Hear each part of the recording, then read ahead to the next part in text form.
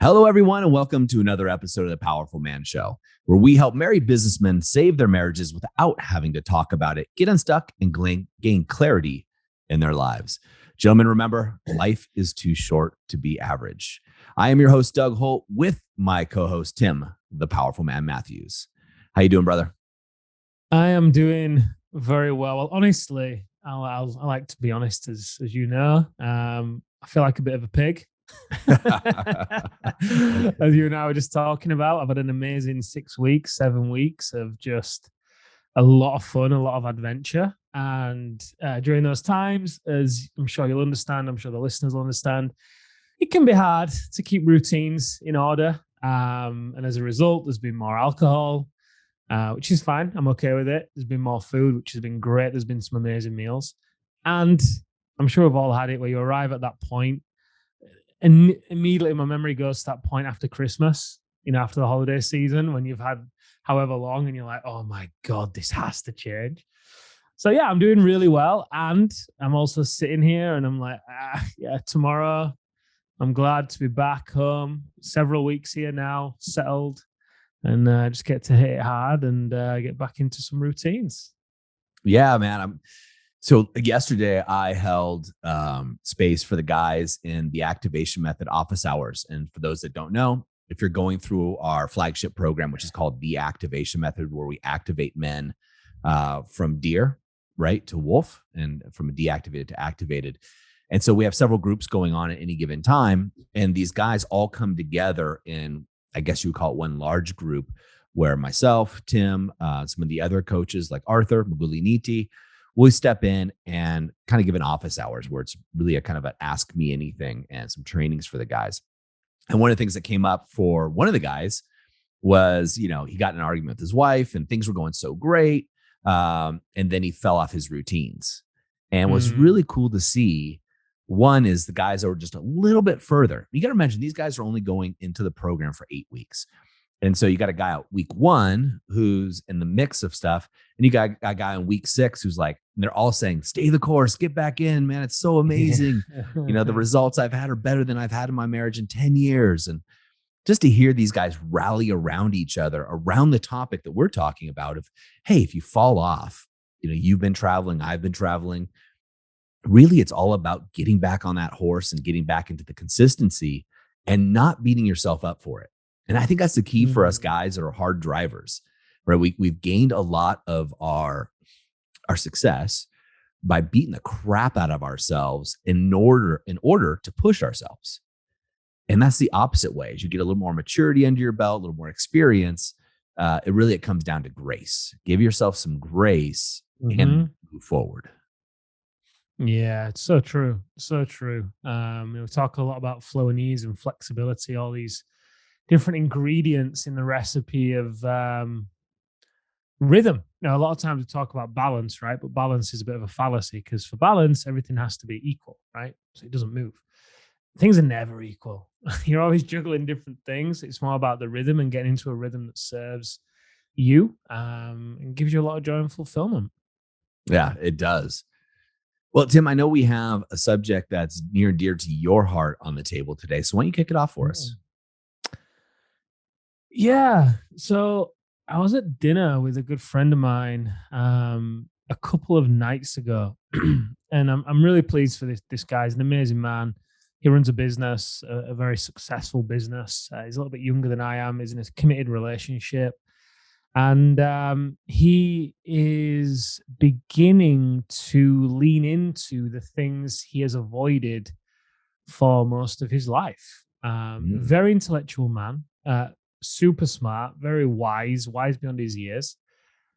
And he has avoided turning into his darkness at times. And I'm not going to make up assumptions as to why I think he's done it. I'm just happy that he is now doing it. And anyway, we got into the conversation of the relationship between him and his father, and I shared with him the relationship between me and my father, because, as you know, Doug, for the past 8 years, I've worked healing the relationship with my father, and a lot of that came from healing the relationship with myself. And if it's okay with you, I think a relevant thing might be to just share a bit of backstory for the listeners that may not have. Doug's nodding. Okay, I'll do it. Yeah, yeah, yeah. You know, it's relevant because I just got back from a trip visiting my father with my family. So it's a very Well, timely conversation for me as well. yeah. So people often ask me, how did the powerful man come about, and what happened in the early days, and so on.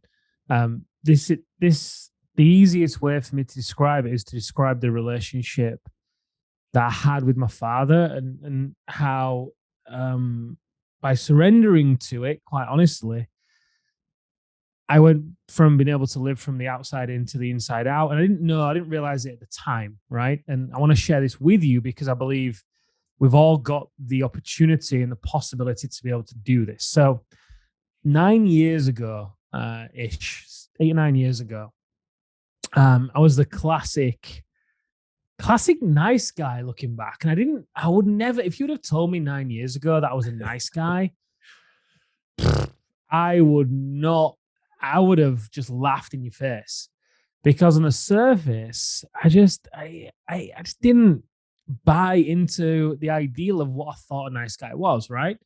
I'd been a personal trainer previously for 5, 6, 7 years, which obviously to run a personal training business, you have to have a certain level of confidence, charisma. You have to be able to talk with people. And now the height of it, I think I was doing maybe 50, 52 sessions a week, which is a lot, right? You'll know, you've been there. Yep. It's a lot. And so on the surface, I just wouldn't have bought into the idea that I'm a nice guy. I worked out. I had the business. I had everything that were the symptoms of somebody who was successful. However, life just felt like a constant stress, struggle, and sacrifice, quite honestly, because beneath the surface, I was just eroding, quite honestly. And I didn't realize it until I met a good friend of mine who it was the first time in meeting him back then. And he was working his business online, making more money, helping more people, traveling the world. Like I said, younger than I am. Just everything that just flew in the face of everything I was doing. I was there working 15, 16, 17-hour days, 6 days a week, often working on a Sunday, driving from meeting to meeting, just studying audiobook after audiobook after audiobook. And back then, I didn't really have anyone around me who was into personal development either. So I couldn't really share the journey with anyone. And anyway, when I met this friend of mine, it really caused me to look at how I was operating, but more importantly, the results I was getting. Because the reality was, although I was a business owner, I was more like a firefighter. I attracted problem clients. I undercharged for my services. I attracted problem team members, staff. I was in a relationship that it was a nightmare, and I was just terrified of leaving.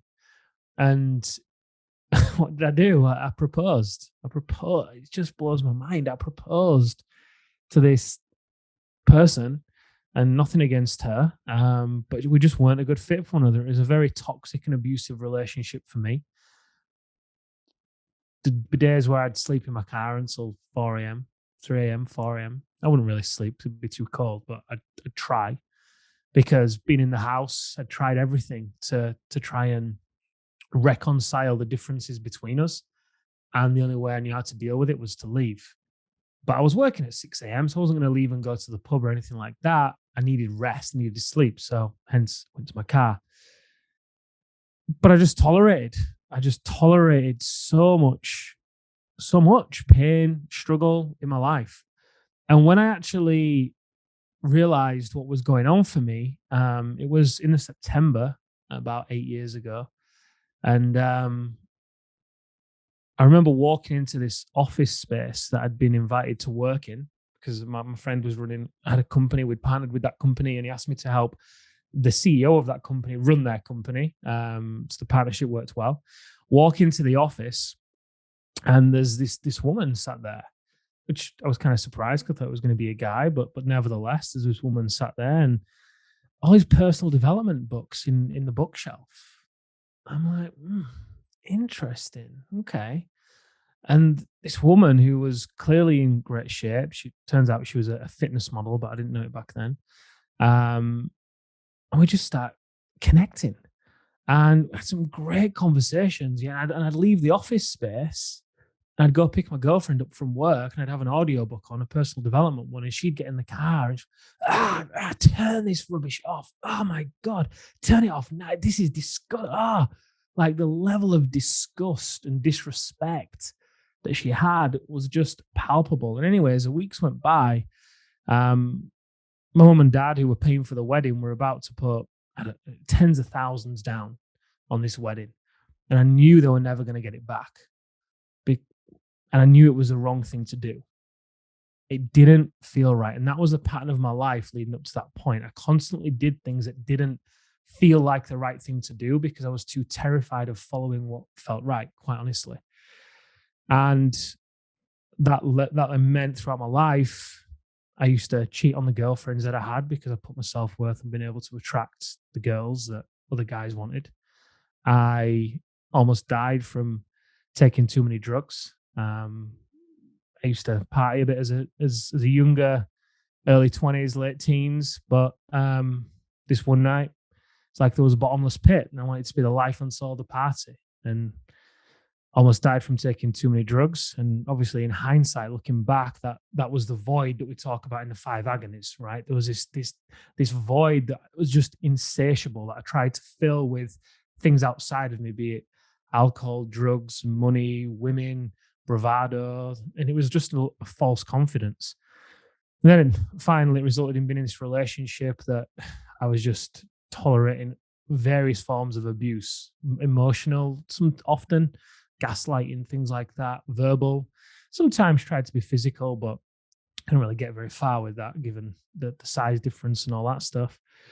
And then one night, after, like I say, leaving this office and went home, she was with a friend of hers, and we were getting ready to move into the house we just bought, proposed, and then bought a house, 4-bedroom detached house to the family. And even though, again, didn't feel like the right thing to do, but I was terrified of speaking up and saying what I really wanted, hence the nice guy.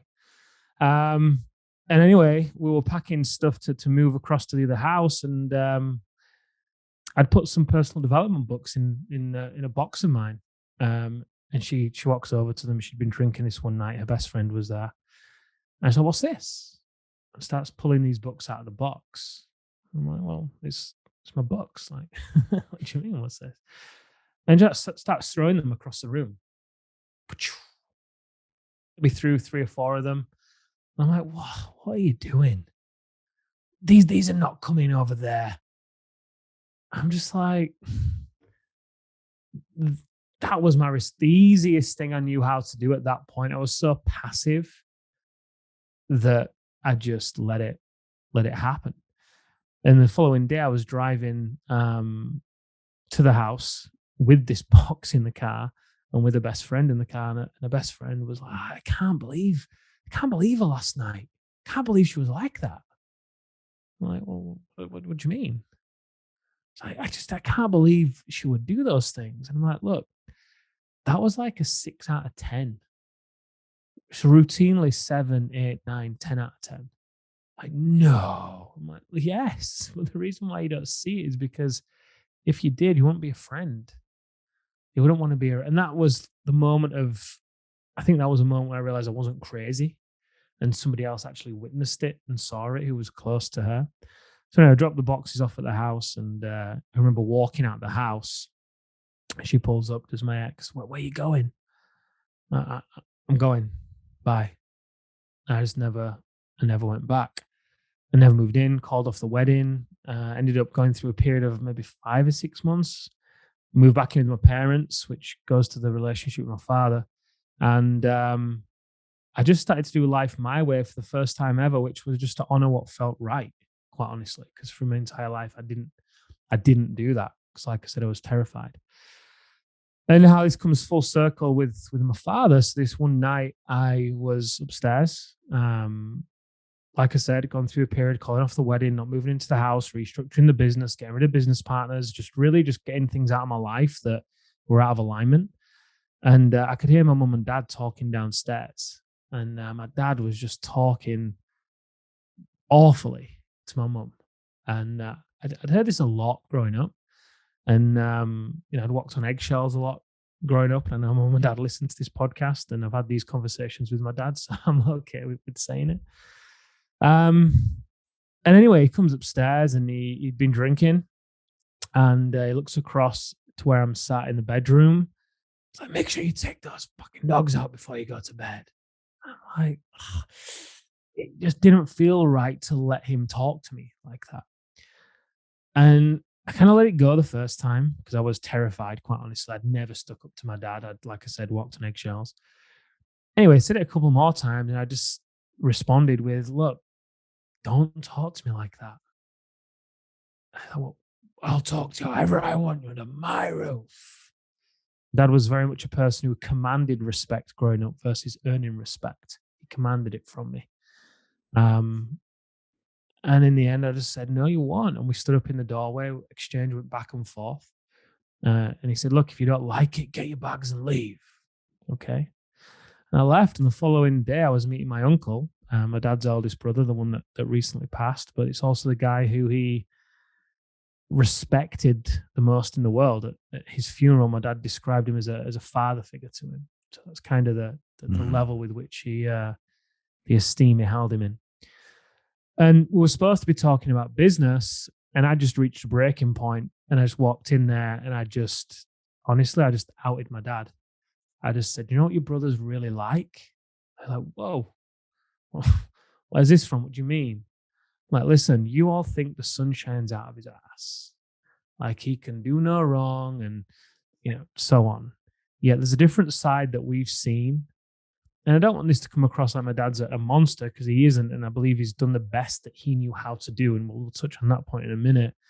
Um, and at the same time, how I felt growing up is how I felt. And this is what I shared with my uncle that, hey, you see the life and saw the past. What you don't see is what goes on behind closed doors. And I gave him a list of things and just told him everything. I got my mum on the phone on video call. I'd her confess everything to my uncle, and she was very scared about doing it because of certain repercussions or whatever Sure. else. Got my sister on the phone. I'd her do the same thing. And my uncle was flawed with this, as you can imagine. He didn't know any of these things because my dad had hidden it so well for so long. And he said, "Listen, just take me there. He's going to lose you all. Take me there." So I drove around. I remember driving off and looking in the rearview mirror and seeing him knock on the door. My dad opening the door and just looking shocked, like, well, "Why are you here?" I didn't speak to my dad at that point for about, I don't know, 5, 6, 7 days. Got to the point where my mum and my sister were saying, "Listen, you need to speak with him, repair the relationship." And I'm like, "Look, no, I'll speak with him when I am ready to talk to him. I am not going to be commanded to do things anymore. I'm just not going to do it," because I'd come to realize a lot of the issues that I had in my life, that with the relationship and the drugs and the business, all of the things came from the feeling of inadequacy, just not feeling good enough. And hence, that's kind of like the underlying root of a lot of the nice guy stuff, right? They don't feel good enough to feel inadequate. So anyway, when I did speak to my dad, I said, "Look, I don't need you in my life anymore. You don't need me in yours. I don't need you in mine. It's a choice. If we're going to be in each other's life, we are choosing to be in each other's life. And if you want to be in my life, then these are the rules that I would like you to play by, because I'm not willing to keep on coming down to your level anymore." And I said, I totally respect it if you don't want to do that. I don't hold it against you. That's just how I feel. And to his credit, he said, "Look, I'll do whatever it takes." And I listed a few things. One was, you want to speak to me in a certain way. You want drink as much as you do. Various different things.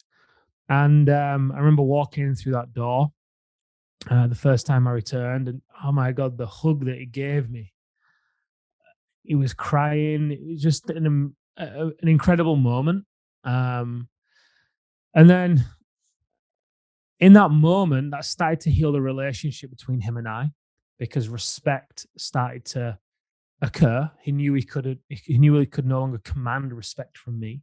He knew he had to earn the respect from me. And he knew that if he didn't earn the respect from me, then I wouldn't accept it. I wouldn't get mad with him.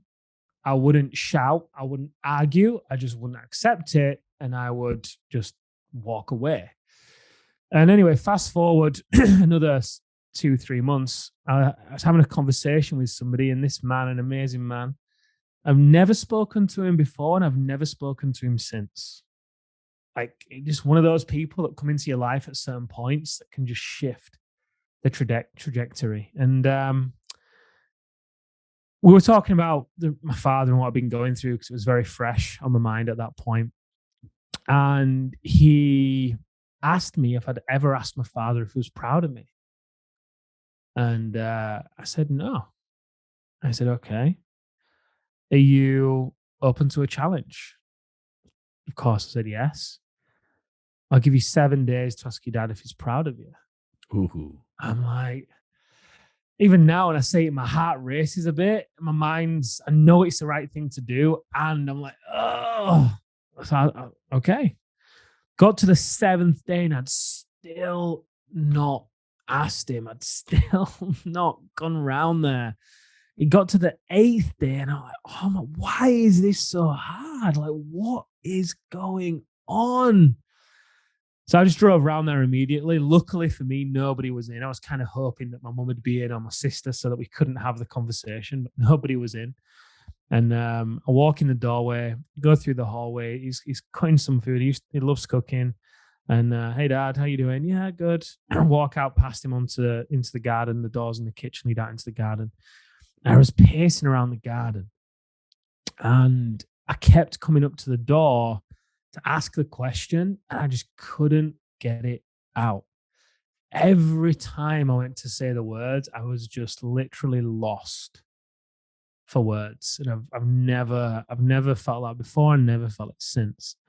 And in the end, I just kind of stuttered them. Like, what? I said, are you proud of me? Of course I am. Why? I just said, well, you've never told me. And he just dropped the knife, very shocked, came from behind the counter. We sat down at the table. And at which point, looking back, I had a clearing conversation with him.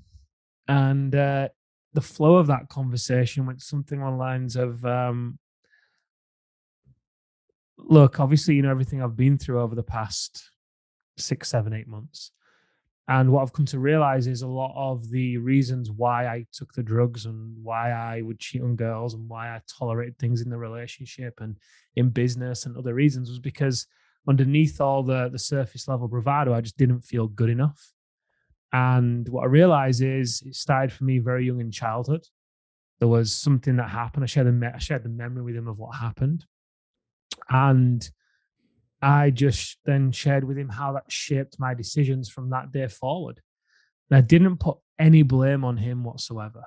Mm. I just took ownership for what I chose to believe, what I chose to feel. I said to him, look, Dad, I know you've done your best. I said, look, I get that it's tough for you at times to show how much you love somebody. I get that it's tough for you to show affection, especially at home to me and mom and my sister.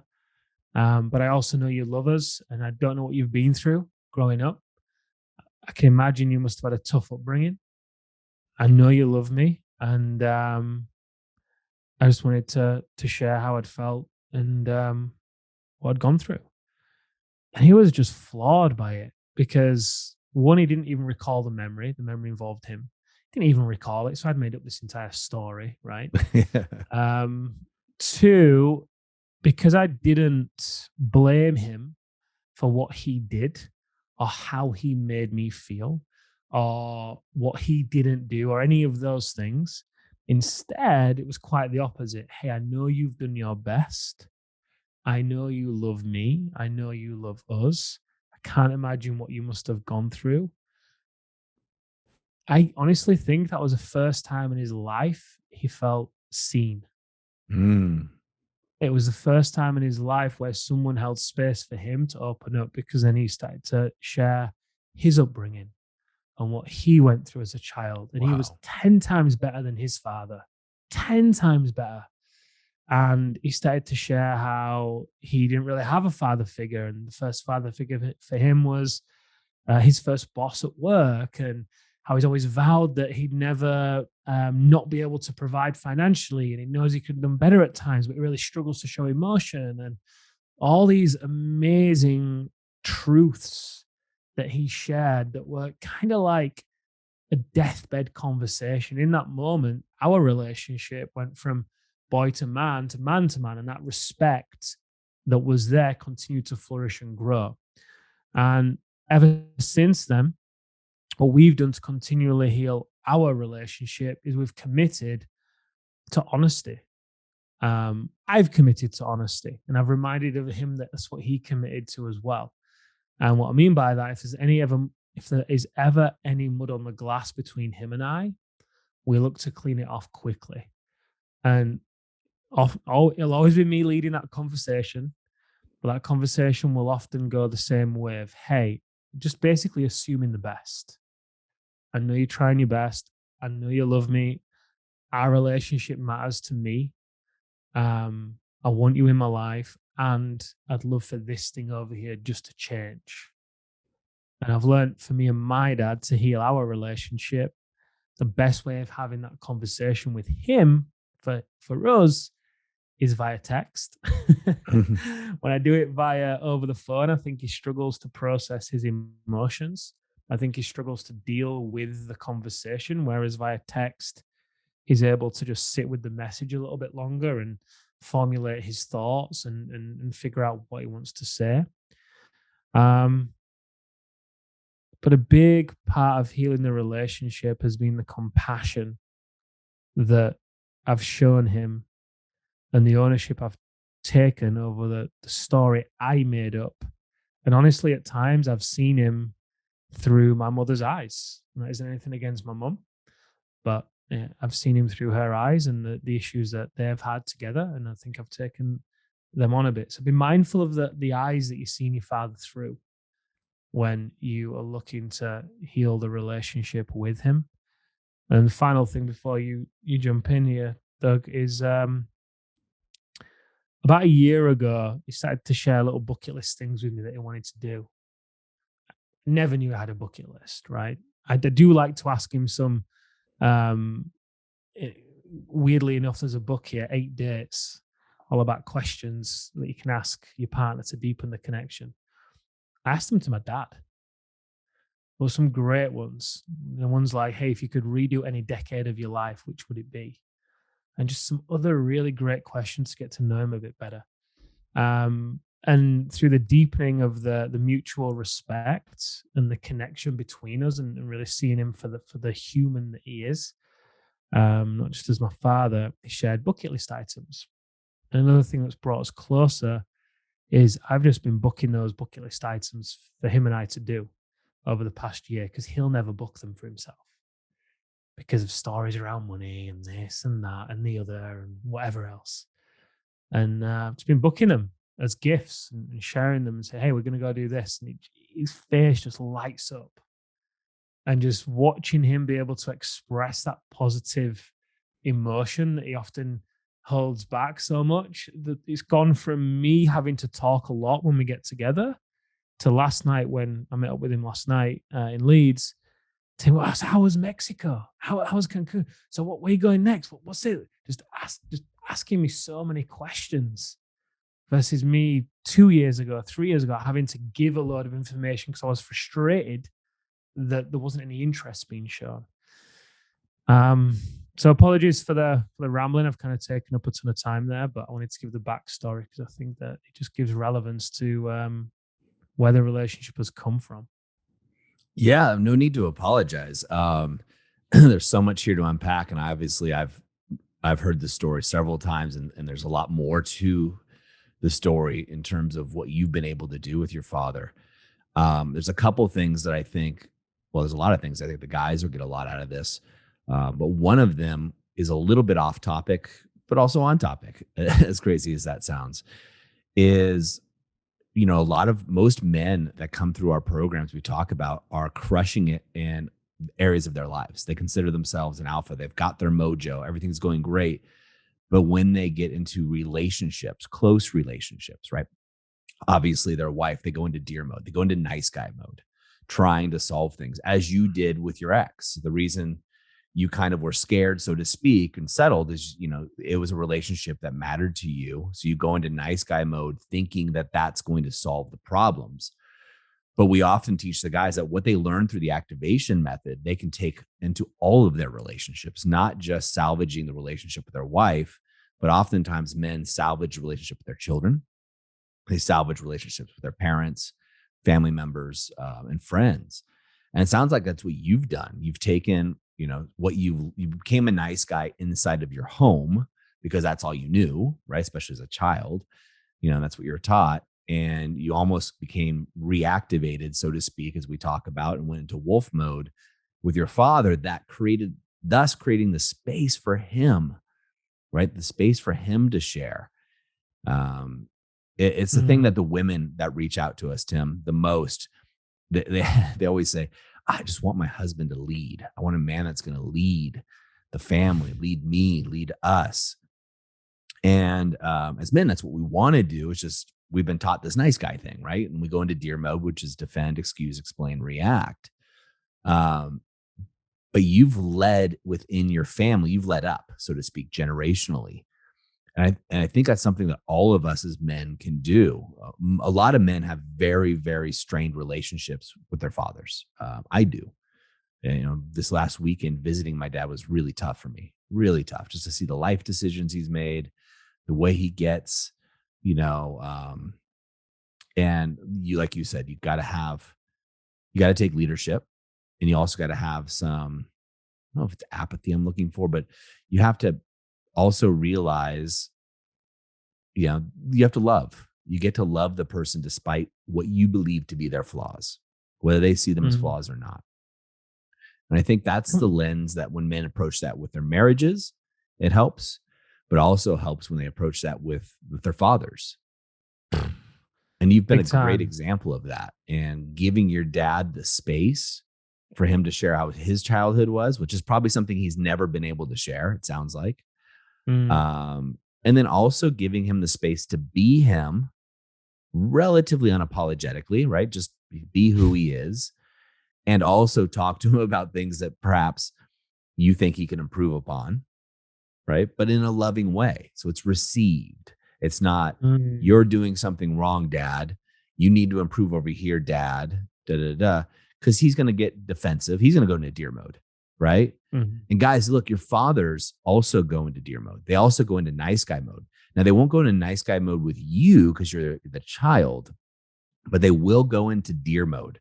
Now, again, if you're newer to this podcast, DEER is an acronym for defend, right? They'll defend themselves. Excuse, right? They'll make excuses for what their actions are. They'll explain, which is the other E. And last, they'll react. And that's Mhm. like why a lot of grown men butt heads with their fathers and thus choose just not to interact with them. Or the interactions are so artificial, it doesn't beg repeating, so to speak, right?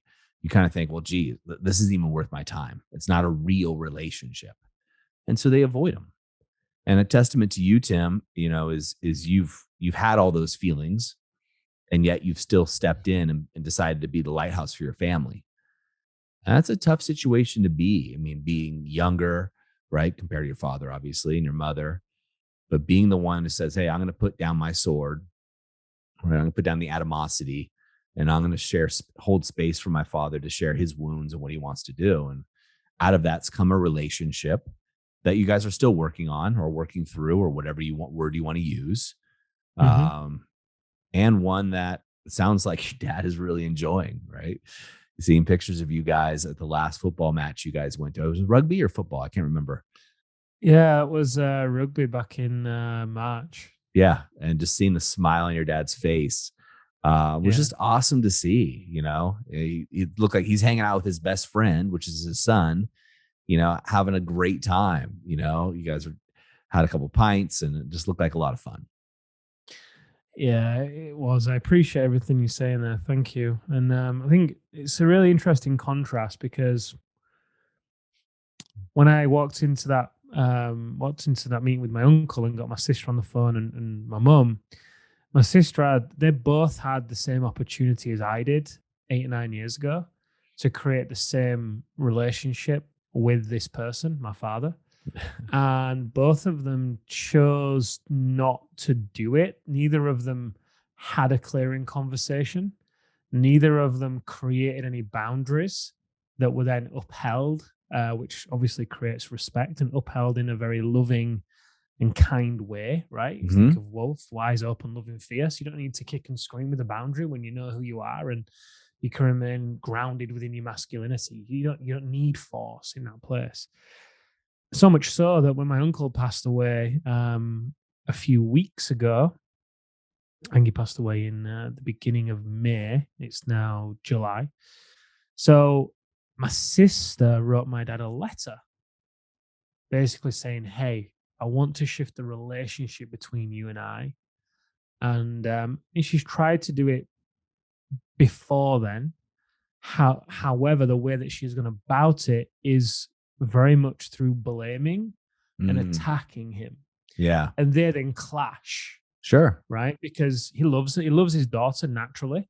He doesn't want to be reminded of the ways he is quote unquote messing up with her. Yep. So when she's then attacking him, he then goes on the defense. He then attacks. They clash.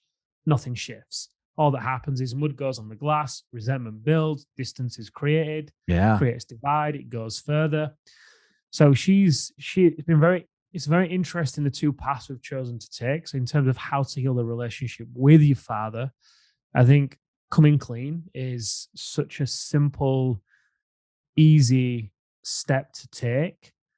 Easy not to do, easy to do. It requires courage, don't get me wrong, and it's a conversation. And when you commit to having a clearing conversation where you take ownership of your side of the street within the relationship, and this translates over to your wife, to your staff, to your kids. It's just a principle across all, like you were saying, right?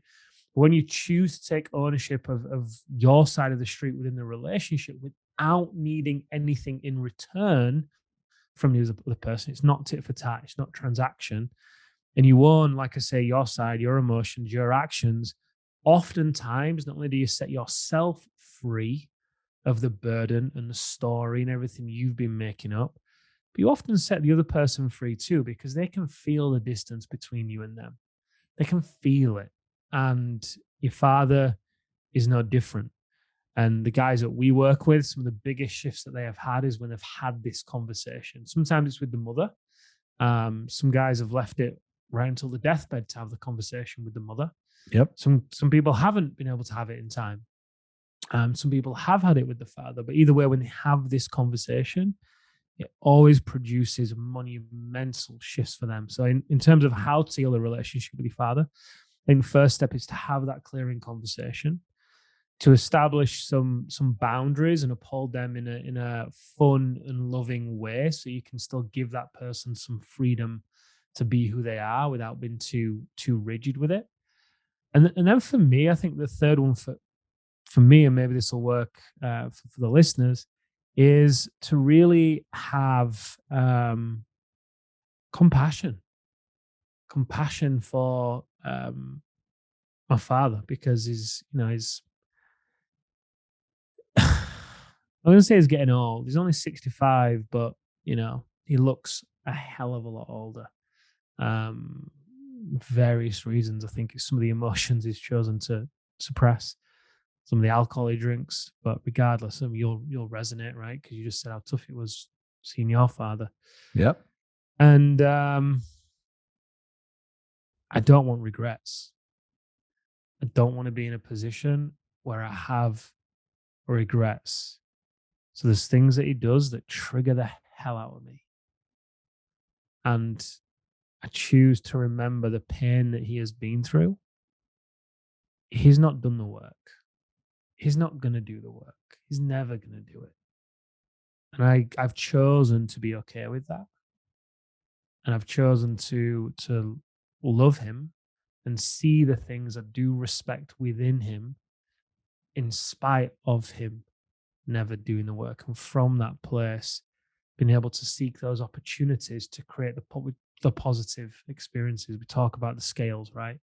In the marriage, when there's issues, typically one side of the scales, like the justice scales, the negative emotions have started to outstack the positive. In the beginning, it's all positive, heavily weighted towards positive. As time goes by, negative ones outweigh it. Well, it's kind of the same with your father too. You can heal that relationship by stacking those positive experiences, just like you would do with your wife. It's so true. And, guys, if you're having problems, you're seeing this, don't wait till it's too late. We have conversations with guys all the time, and your father didn't have the activation method. He didn't have the opportunity for this to save his relationships and his marriage. You guys do. You guys do. And guys that are in the program, sometimes this comes up and it's a hard reality guys face is crap, I have the tools. So I don't have any excuses. And with the resource of becoming activated, it does become a responsibility, right? You Mhm. comes a responsibility because you have knowledge that other people do not have. And the activation method literally takes guys and activates them in a matter of weeks. And, it's crazy if you see how many testimonials and things we have of guys just like, this works. Oh my God, this works. I probably had 3 guys on that office hours call I mentioned earlier, Tim, say, finally, the stuff that Doug and Tim is actually true. It does actually work. And for these guys, they're having sex, right? That's their thing. They're having sex where one guy, his wife, filed for separation and everything else. And he had sex for the first time, I think he said 6 months. And he's like, what the Mm. heck is happening? Right. And sex is just an indicator. It's not the goal. It's just an indicator of the health of an intimate relationship. And I use that as a barometer for you guys just to showcase to you how using the power of these techniques and how using them, though, also with people you're not intimate with sexually, your father, for example, can actually help and help repair, the bridge that may have been burned down or broken in some cases. And as Tim said, you don't want to go with regrets. You want to play full out in every area that you can, right? We always say, something I live by is life is too short for average. You don't want an average relationship. You don't want an average marriage. You don't want an average relationship with your father, right? Or you don't want to say, hey, I kind of tried. I mean, that's bullshit. That's a bullshit excuse to give to yourself to make yourself feel a little better. I'm not putting anybody down here because I'm in the throes of this right now with my father, of trying to figure out how we can have a healthy relationship, when it's healthy for me and when it's healthy for my family and when it's healthy for him, right? Going forward.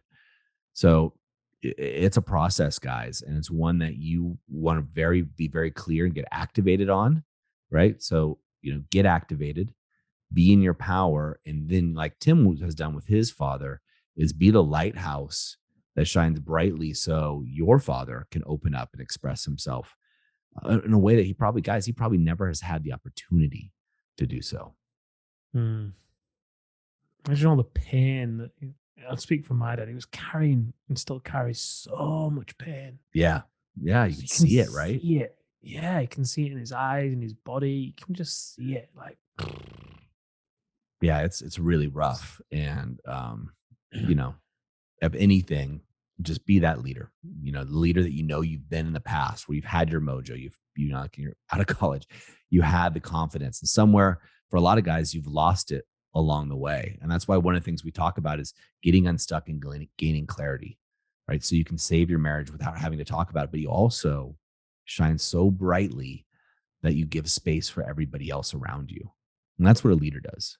And all of you guys listening to this, you guys all have the power to do that, right? You just have to get activated, right? And turn on. And that's when greatness starts to happen. well said. Awesome. Well, gentlemen, as we always say in the moment of insight, take massive action. If you got insight from Tim's story and what he was sharing, right, this is time for you to reach out to your father. If you're interested in learning how to save your marriage without talking about it, right, and regain that clarity, that gleam in your wife's eye, head over to thepowerfulman.com. There's a simple button that just says start here. That's thepowerfulman.com.